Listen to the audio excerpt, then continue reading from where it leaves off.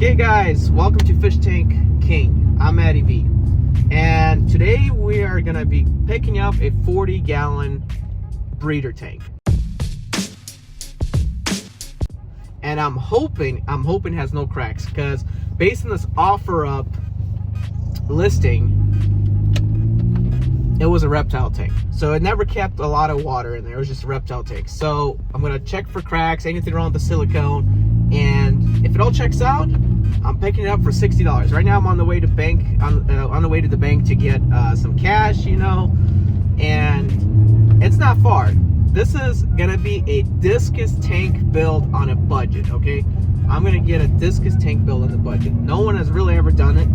I'm pretty sure people have, but they have not documented on YouTube. So basically it's gonna be a Discus tank build on the budget. I'm very excited about it.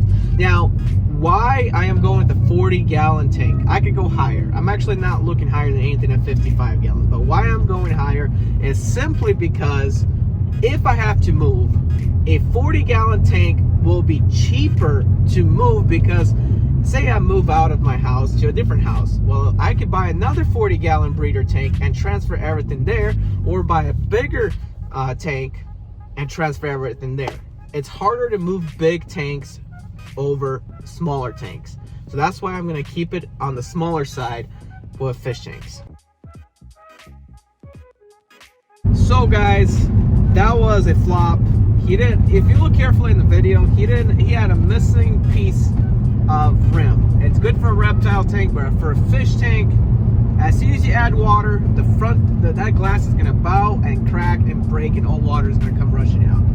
So at that point, it's not even worth it to grab and put a new piece of rim on it, because it'd be more expensive to do that than to buy a brand new fish tank. So I'm still back to square one now. I'm in a search of buying a 40-gallon breeder or a 55-gallon fish tank. I can even opt for the 60-gallon fish tank I used to have, because it's actually 3 foot long but tall, and it's perfect for a Discus setup.